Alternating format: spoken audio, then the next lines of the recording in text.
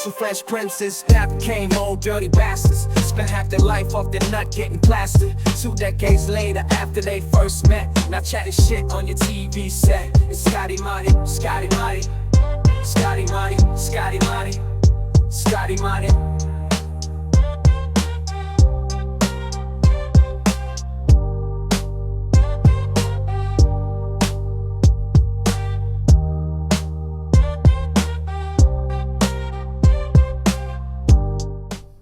Welcome back to Scotty and Motty, Agony Uncles. If you've got a problem, we won't solve it. We'll make it a hell of a lot worse, and you'll probably try to take us to the courts, which is why we start every show with a disclaimer that we can't be held accountable for any advice. I mean, to even call it advice is doing a lot of heavy lifting. What is it? It's anti-advice. It is anti-advice. It reminded me, I thought you were going to burst into Vanilla Ice then. If you've got a problem, is it? We've done that. Have we done that? We've done that already. Have we done that already? I tell you, you should write into Agony Uncles and say, I can't remember what was discussed on previous shows. Yeah, I said, like the greatest white rapper of all time said, if you've got a problem, I'll solve it. Here's J Motty while Scotty dissolves it. Right, okay. So you know what? I should write into Agony Uncles and say that I have got proper short-term memory issues and long-term memory issues. But I do remember the fact that our advice is not legally binding. That is something we love to stress because, listen, if you're listening to us for real advice, you've got bigger issues than we can solve. Let's put it that way. First up, we've got Martin in Roehampton. Where's that? I'll tell you where it is, right? It's near London-ish. It's on the outskirts of London. Stockport. Yeah, no. that South. way. Yeah, it's south. Yeah, sort of reddish way. Right, okay. I went there once for a secret meeting. That's what we're calling dogging now. Is it? Yeah. Yeah, I went there on my bicycle. Yeah. That's to flash me lighter. No, I went there for a 12-step meeting many years ago. And I remember it was like... You drove from Salford to Roehampton? No. I used to live in London. As part of my my earlier years, I've been in London doing all sorts, but I think this was at a time when if I just got out of rehab, I think I had. Anyway, I went to a 12-step meeting in Roehampton. It's quite nice. I think there's a big uni there, and also there's a priory there. Good like for a you. Posh priory. Do you have like favorite 12 steps? Not like a favorite step, like groups. Oh right. You know, like you walked into one and said, "Sack this." Right, because do you mean the like coffee was crap? Yeah. Like if you had like a rehab advisor. Right. Rehab advisor. Yeah. There's different fellowships. So there's like AA, CA, NA. I've tried many of them and they're all good. But you tend to find little groups that you like, that have people in it that you like and that you sort of connect with. But I used to find the whole concept of sort of fellowship and AA or NA or any 12-step, I found it a bit sort of strange to me. Because you have like someone who does like the brews and stuff and I used to think that was a paid position, and it's not, it's voluntary, which took me a while to get my head around that. Also, it's like, you know, without giving too much away, because it's anonymous and I'm not breaking anyone's anonymity, but it's not group therapy. So if I share something, or if you share something, my job, or not my job, but if I'm in that meeting and I don't come back and go, well, I didn't like what you said, or give you feedback, you're not meant to really do that. So that can get a bit touchy when people do that. So it's just sort of finding your feet and realising how it works, especially when you're coming from a background as I did, where, you know, you don't share what's going on for you. You keep everything bottled up and deal with it with alcohol and drugs like the normal way. So you've been in a room where people have sort of stood up and said, "Hi, my name's Scott." You don't stand up, but yeah. Did they not? Not really. You can if you want. Oh, right, okay. You've got to stand up. For some reason, I always thought that they stood up. Yeah, I mean, I've seen it. What? I've seen it. How many meetings have you done?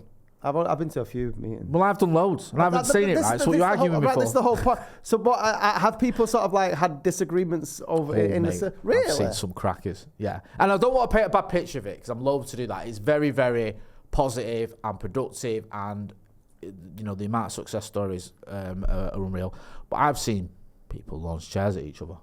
Like you've got sick people there who are coming from an environment of. I've been in meetings where people have literally got out of jail that afternoon and have got the bag of gear with them. I'm not saying that everyone who comes out of jail is like a raving like nutter, but you've got people who, you know, are ready for it's a mental health sort of issue. So I've seen all sorts.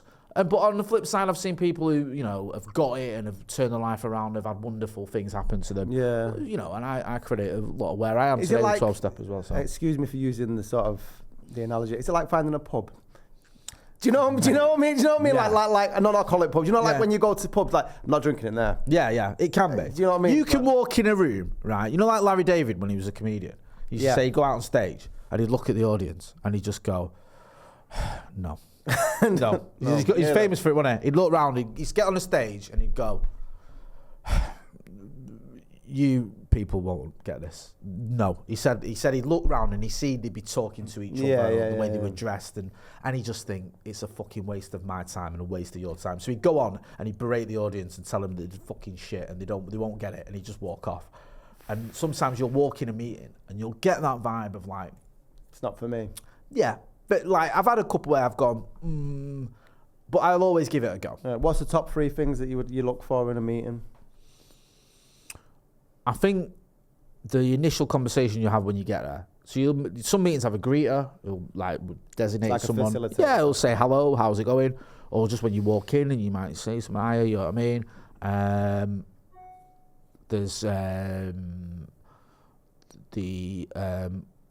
the size of it, because some meetings can be daunting. If you walk into a meeting, because you don't know until you get there sometimes, and it's literally like, I've been in meetings where it's a hall full of people, there's like 200 people in it.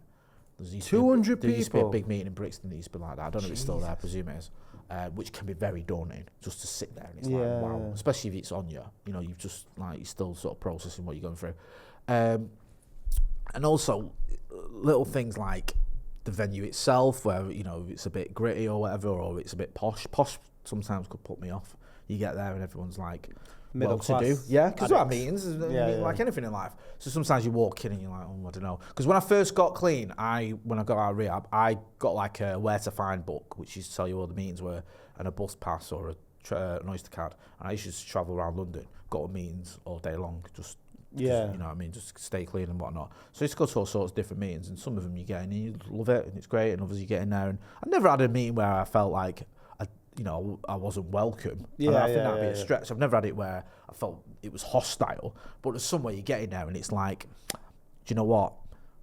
This is somewhere I want to come back. And there's others where you go, this ain't for me. And the good thing is that you could got different fellowships, you've got different meetings, you've got different people. And meetings can change as well, man. They do, because sometimes you'll go there and it might be a committee, like the group that runs it, might be a set of people, and you go back there a year later and it's completely different. So they've changed a bit. And the people are going to be coming in and out anyway. Yeah, exactly. And you know, I just feel that if it's somewhere where you can go and you feel like relaxed and feel safe, and you feel like you can, if you need to speak, you can do, then that's all right. It's just obviously a lot of, you know, the meetings I used to go when I was in early recovery had other people that were in early recovery in them as well. Okay. Fresh out of, you know, the madness. Yeah. So you've still got a lot of that madness rattling around your head, and you've still got them behaviours where, bro, you could say nothing to me. You could say, I've not spoke to me grandma for 6 years and it's bothering me. And I could take that as a personal attack on me, even though we've never spoke or never. Do you know what I mean? Yeah. Because your head's that mash. That you could be like. That sounds like when I've been working I work in prisons and stuff like that, but I also work at like young offenders. So young offenders, it's all these lads who haven't like really sorted what the heads are like, and they're just coming to prison for the first time, and it's just fucking. It's horrible. Oh, brutal. Going from YPs to because I turned 21 when I was locked up, and it was like going from young offenders to man's jail. Was like it felt like getting released. It felt like getting promoted. Completely different. Honestly, sort of atmosphere. You go from utter chaos where everyone's ready to fight each other and it's like dog eat dog, to where it's a lot more chilled. Yeah, and it's just boredom as well. I think a lot of people in prison. I went to meetings in jail, and when I left, I went back there and did meetings in there. So it's I'll always praise it. I think we've got the Sloppy Joes lot have arrived. By the way, we're not going to be long, lads. We're going to be about another 10 minutes if that's okay. Just letting you know. But yeah, they'll be on their own channel later on if you want to go and check them out. You said we weren't going to plug them anymore. Well, they help us. Ethan helps us out. He produces a lot for us, so we'll give him a little plug. Anyway, we were getting far too serious there. Yeah, sorry. So Martin in Roehampton. We went down a rabbit hole there, didn't we, our kid? Says, my girlfriend and I have a wonderful sex life. Show off. I know. Dirty big spuds. Look at me, I have loads of sex. Pathetic. Terrible. Eh? Says, however, she only seems to want to have it when she's intoxicated. Shall I ask her to stop drinking and smoking before sex or not? Depends how messy she is, though, innit? I mean, it's a like, is it a glass of wine? Or is it 2 bottles? Is she absolutely paralytic? Because you can't be having sex with someone who's smashed. No, I mean, there's laws against that for a reason. Yeah. But if she misses and you're obviously sat consensual. there, and it's all consensual, but she keeps getting twisted, then, I mean... That can't be good for the confidence, though, I imagine. You know, because if she has to have... If it's like a precursor that she has to have... I've got to get absolutely smashed out of my head before I'll consider letting you... I'm going to have a canopy of, like, 6 Strongbow before we get a leg over. It's not a good look, really, is it? I think you should mix it up. Have the intoxicated sex and also have non-intoxicated sex. Have a bit of both. What? What? Film them. Just say, look... Have you ever done that?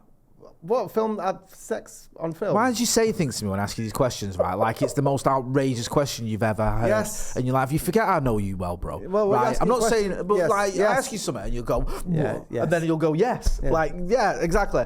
Have you? Yeah, of course I have. See, you say, of course I have. I never have. You've never filmed? No, God, no. I don't want it getting reviewed. Who's going to review it? I recorded it for review myself. Posthumous. Well, I don't want to do that either. Posthumous. I can't even watch myself back on Stratford Panic, let alone sex tapes. You don't have comments. Like this video, don't forget to subscribe. No subscribers. Gays is more than 2 gays. Oh my God. Hey. Yeah. So like what I'm saying is, like, she's absolutely levered. Yeah. Obviously get her to, say that it's all right to do it, and then the following morning, whilst you're having the Cheerios, just say, look, well, this is what I had to have sex with last night. Wow, okay. And then she might, change her mind. Or he could get absolutely twatted and then say, right, well, you try riding this rope. Yeah, that's the thing, innit? If you're absolutely blottoed, it can be quite difficult sometimes to perform. I think you can take both our advice. You can film it and also... Don't take any of our advice. No, don't, yeah. It's better off. Don't take any. Damien in Norwich. I found a wallet the other day with 300 quid in it. It was just lying there in the street. There was also some cards in it. Should I hand it in? Cards? Cards. I'd hand the cards in. Depends where it was lying. Was it lying next to a dead cyclist or whatever? Then maybe, you know what I mean? Like, then that's different. Yeah. Old woman holding it. Do you know what it is? Yeah. I found it. When I say lying in the street. I threw a blanket over her. Yeah. When I say it was in the street, it was in a supermarket. And when I say lying there, it was in someone's hand. Yeah. I can't be a hypocrite here. I've been in these scenarios where I found things and not handed them in. And I've been in a scenario where I've tried to do the right thing. I think each to their own. I think if I was younger, then I probably would be more... I can't give that as advice, though. Each to their own. That's just fucking pointless. No. Just may as well not have this channel. Me and you in a former life, when we were strapped for cash, probably would have gone for taking the money. Yeah, I think we would have. But now I'm more of inclined, being in the position where I've lost my car keys. I lost my car keys at Media City. Yeah. Walking around screwing because I was going to have to pay for a locksmith to get into my car. Went walking around and somebody had picked it up and brought it into the sort of apartment blocks there. I was like, who does that? No. You know. Well, it's obvious, isn't it? You're not going to find the car, so why bother? No, but you could do. It could have just gone up into Media City car park and started buzzing it around. I would keep the cash, hand the cards in. Just say I found this empty wallet. Yeah. Do you know what I mean? Because it's cards in it that people are probably more aggy about. I don't know. You can cancel your card. If I got my wallet back and you already lost your card. Also, 300 quid in your wallet. Who are you? Nobody carries cash. Certainly not 300 quid. That's dumb, man. Yeah. Do you know what I mean? Come on, get a grip. Anthony in New Jersey says, I've got a thing for my shrink. I'm married and she's never shown any interest in me romantically, but I keep fantasizing about her. What should I do? Seems to have heard this problem before. Just keep fantasizing. Don't do anything. She's not inclined to your advances, but that's quite a common thing. Should you change shrink then? No. Keep the shrink that you've got a thing for. Yes. What's Carmela going to say? If that is indeed his I imagine Carmela will say whatever the hell she wants, and Tony's going to do is going to do whatever the hell he wants, and he's going to see Dr. Melfi as much. What would you do? If you're Tony and that, they should have got together. I don't care anyway. No. Yeah. Fuck off. What is this, a romantic comedy? No, it's just life, mate. No, it's not life, is it? She would never get with him. She fantasized over him. No, it was different though. That was a different kind of fantasy. There was a time earlier on, I think, that she liked that sort of power. If I could have one wish in television, it was for Employee of the Month. She told Tony what had happened to her. Right, okay. I know, and that's why The Sopranos. That's where the Rottweiler one. Yeah. And that's what I loved about The Sopranos is that's the sort of ending that would have been like, oh yeah, she told him and Tony Soprano murdered him, which Beauty and the Beast. Yeah, we all would have been on board with, wouldn't we? But she didn't. To have that restraint in the writing as well. Yeah, honestly, it's second to none, that programme. That's completely irrelevant to this comment anyway, because this is just a different guy called Anthony in New Jersey. Yeah, so what should he do? Just change your string, man. You can't be opening up to someone who you've got a thing for. I suppose. That's why I don't tell my missus anything.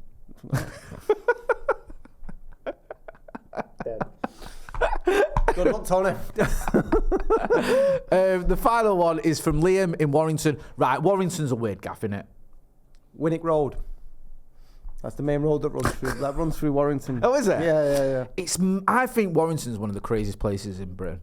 What do you mean? Right, because it's like Switzerland between Liverpool and Manchester. Nobody has ever referred to Warrington as the Switzerland of the Northwest. Don't you think? Like, because it's like if you go into... Is it a tax haven? Yeah. Lewis Hamilton lived there. A lot of them probably don't pay tax, but that's a different story. But like, if you go into parts of Warrington, it's proper Scouse. And if you go into other parts, it's more Manc. Yeah. Do you know what I mean? It's weird. It's just famous for IKEA, isn't it? And they knocked down Mr. Smith's night. Mr. Smith was good. Yeah, that was what Warrington was for, wasn't it? Getting a bus to Mr. Smith's on a Wednesday night and then ruining the rest of your week. Anyway, Liam has said, let's start again with words instead of noises. Just found out my girlfriend has an Onlyfans account. I'm fuming, but like the new car she bought me. Should I ask her to stop? No. You can't ask your missus to stop working unless he's going to provide the stuff that she's doing. She's buying you a car. She must be very good. Must be very proficient. But what, like, she's not actually performing any acts, I presume, on OnlyFans. She's probably just showing nips and that. But if she's buying cars, she might be doing more than showing nips and that. I don't know. I'm doing pretty well on my foot page. you wait. Wait till I show you these numbers when it comes to Christmas. We had the bet, didn't we? That I'll be all right. Telling you now, if he's making decent dough, or if she's making decent dough, and she's buying you a car. You keep your nose out and enjoy the ride. Yeah. Do you know what? I agree with my friend. I think because you'll be absolutely fine if your missus wants to do it. And also, Jay, what? Because you'd be all right if your missus did it. If your missus came home and said, "I've got something to tell you." Yeah. Right. I bought us a new house. Right. Right. Okay. Yeah. Got your box at Old Trafford. Yeah. Yeah. Yeah. Box at Old Trafford. You can fucking keep that the way United. Yeah. I'd be more angry about that than the OnlyFans. Hey. What are you wasting money on that shit for? But I've been showing my knees on OnlyFans. What are you saying? Horny Vorny. Nah, sorry. I can't have that. Horny Vorny and that as well. So, do you know what? And she loves you. She's your biggest fan. You've ruined that, haven't you? You'll have everyone on fucking OnlyFans now. Hey, I'll tell you what. She starts flashing the cash around our house. I'm going to want to know why. No, it's different though, isn't it? Because we've got kids and that. How do you know? Is it Liam? How do you know Liam's not got kids? Right. I just feel that like if your kids are going in school and one of the classmates has seen you, the mum. What are kids going on OnlyFans for? Mate, come on. You know, like, do you think honestly, right? Back in the day, if OnlyFans was alive, around when we were 14, we wouldn't have been going on it at school. Yes. Of course we would. Yeah, true. Do you know what I mean? So if one of your classmates' mums was on it, you'd have well found out. Imagine you couldn't go back to school after that. No. That's why I'd be like, no. So Liam, if you've got a family and that, if you've got kids, I'd probably encourage your missus to find a new career path. But if it's just you and her, then yeah, just keep getting. That can't be easy though. If she's making bare dough, like if she's making a shitload of money. Ignorance is bliss, innit? I'd be like, just, I don't know, pixelate your face or something. I don't know. Who's paid money to watch that? Pixelate your face. Just pixelate your face and your body. Yeah. Lots of niches out there. Like. Wank to fucking pixels. Mint. Hey, you fucking hell. Fucking Minecraft porn. Yeah. Sorry, Liam. We can't be more help. Help yourself. But I think we've covered everything there, and I think we've answered a hell of a lot of bases. We've answered a lot of questions there for the mandem. Make sure, if you're not doing already, you are hitting like, share, and subscribe. We've got extra content as well on our Patreon page. Big thank you to everyone who supported us on our Patreon. That's been Scotty. I've been Motty. This has been Agony Uncles. Don't forget as well, we are not liable for any advice we give out, so please do not follow it. Thanks for watching.